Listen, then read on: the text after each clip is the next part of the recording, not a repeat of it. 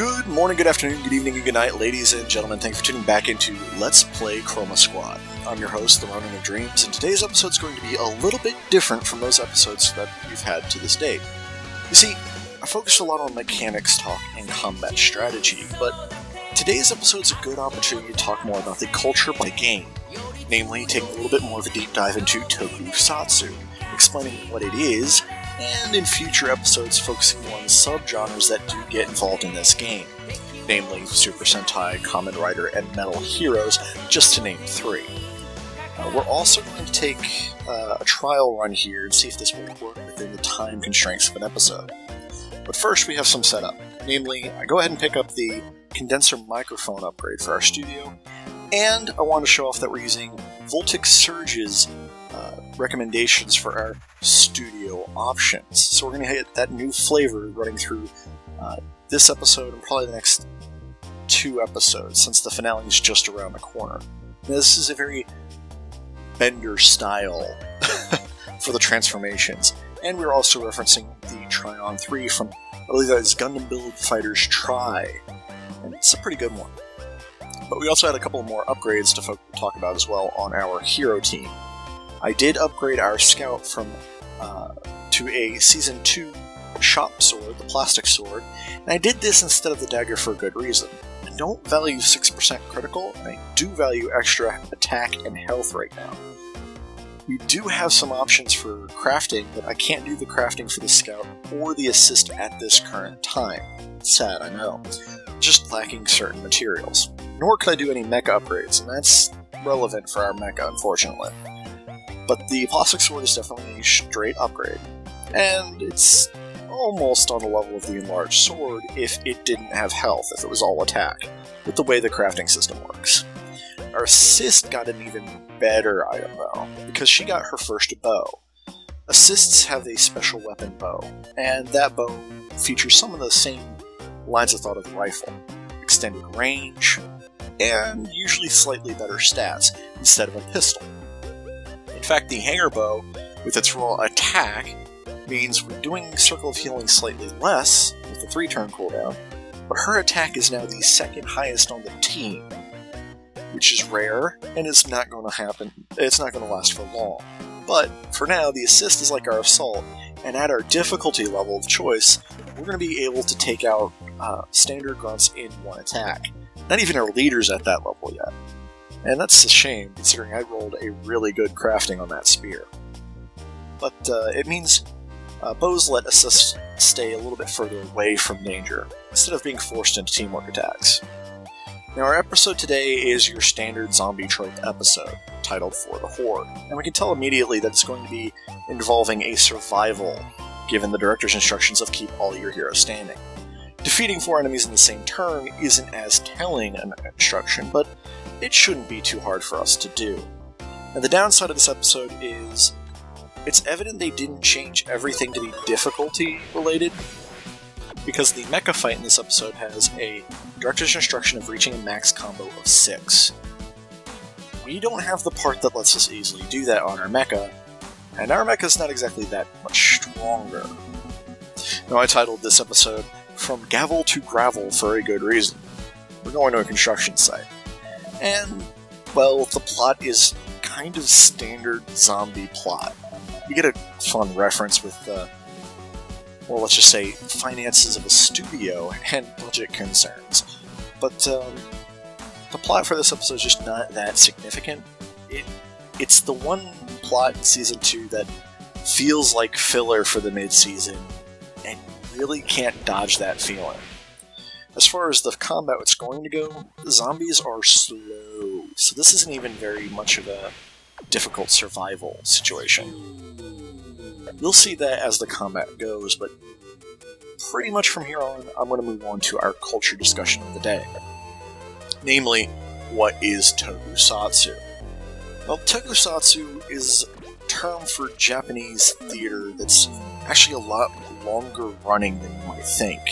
See, Tokusatsu actually can apply to some traditional kabuki and bunraku productions, going way on back in time. For our purposes, we're going to focus more on modern Tokusatsu.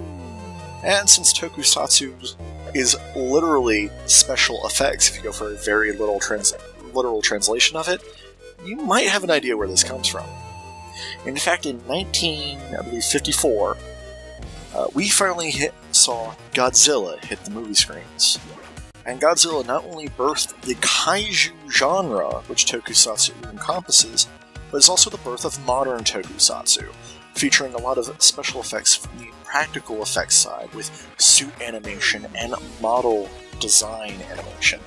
After all, while we may have Blue Oyster Cult's nice hit song Godzilla, you don't really have the opportunity to have an actual multi-story tall monster go through actual downtown Tokyo. But the model usage in early films like Godzilla is actually very well detailed, and I find it very well done. Tokusatsu is more than just kaiju, though. But because Godzilla opened the door on modern Tokusatsu, we started getting things in the 1960s and 1970s, as Ultraman in the 1960s. In 1971, we started picking up on the more superhero level with Kamen Rider and the first Super Sentai series. So we do wind up getting the shift slightly from these larger style to smaller style monsters, heroes, and villains. In fact, there's more than just Super Sentai and Kaiju and Kamen Riders. You also have Kaijin, which are productions that focus on a supervillain as your central character. You have Metal Heroes, which we will talk about as well in this in 1982. There's a whole comedy series produced by Toei that started in 1981, and we've had other versions of Super Sentai and Tokusatsu shows that have spanned from real life to even animation stylings.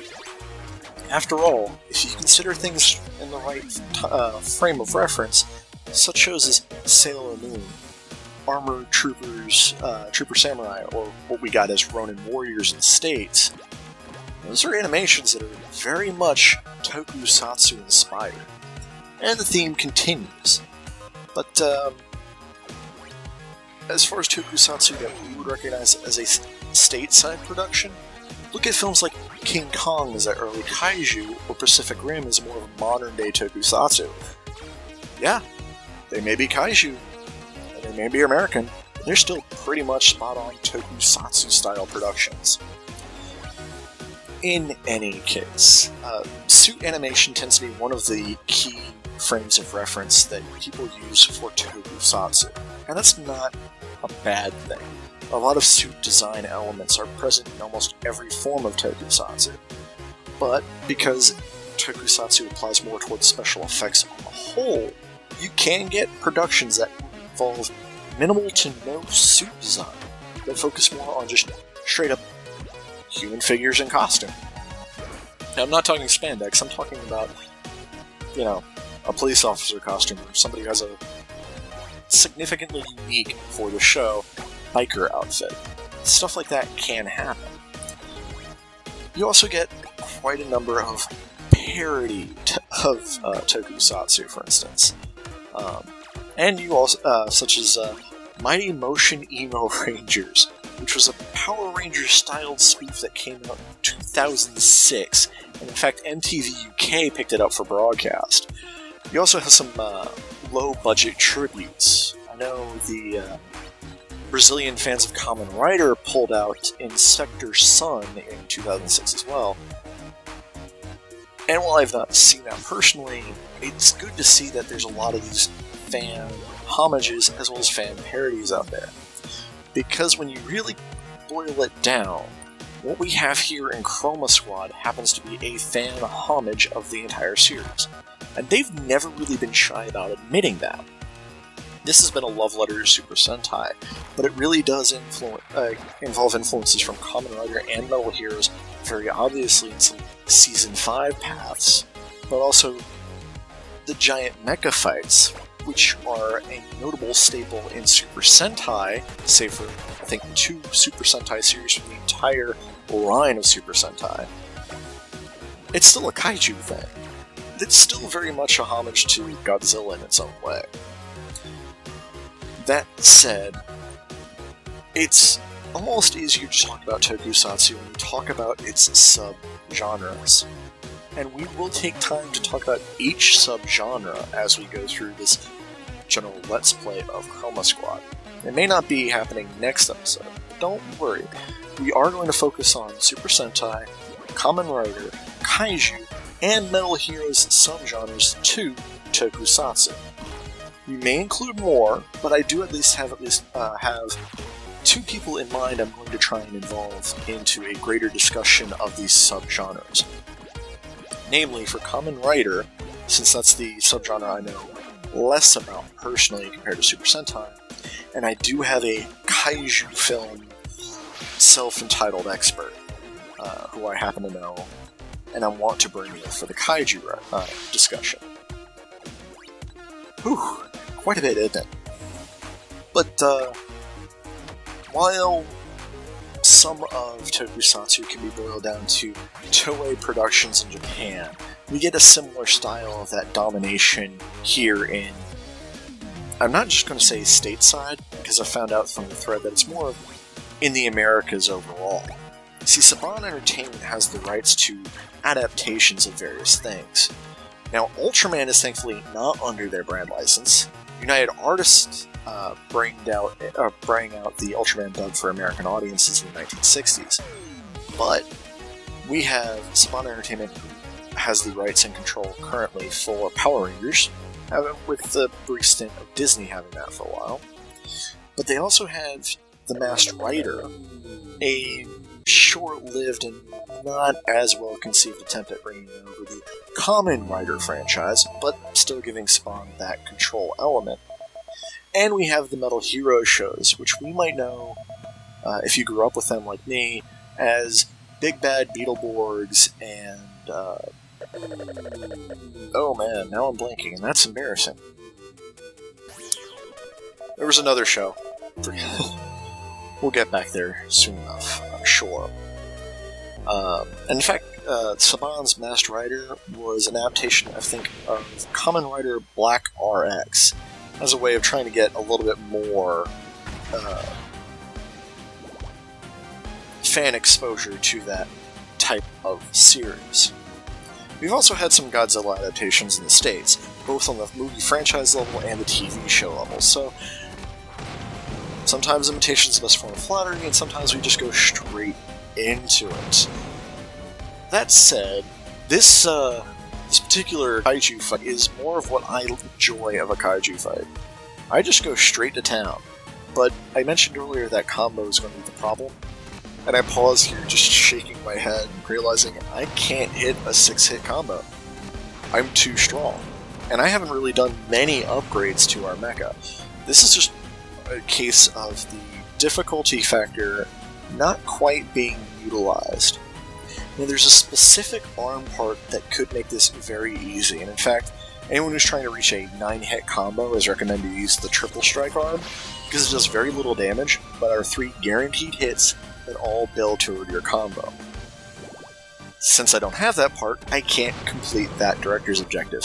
I don't have to worry about audience this episode, given the survival nature, but it's kind of a problem, and if you're playing for the achievement of getting all director's instructions through Season 2, this is going to be an episode that might catch you off guard. Otherwise, we finish this out. I'm getting a whole lot more fans because I kept going on the fan route for the marketing, but I'll have to hire marketing again coming up. And there's some couple things at the end of this episode that I wanted to focus on, because we're going to have a thread vote on one of these 2 emails. Namely, we have something from El Gaga, king@radio.gg. Notice our replies, doubting whether fake or not accept it, or what for free, sure. I don't think either option changes plot, but I do kind of want your opinion out there on the thread, or if you're watching on YouTube, as a comment below this episode. We'll have about a week before I record the next one. We'll see if that changes anything. I don't think it does. The other one is just cardboard for cheap, and unfortunately, because of the way the mecha system works, we kind of need the cardboard wherever we get it, so that's kind of an auto-accept. In fact, I highly recommend anyone who plays through it, when you get that email, just accept it. That said, that brings us to a close for this episode, and at least, closure to our current Tokusatsu conversation. Next time, I might pick up with Super Sentai discussion, if the combat allows. But, for now, thank you for joining me. Stay frosty out there and stay safe.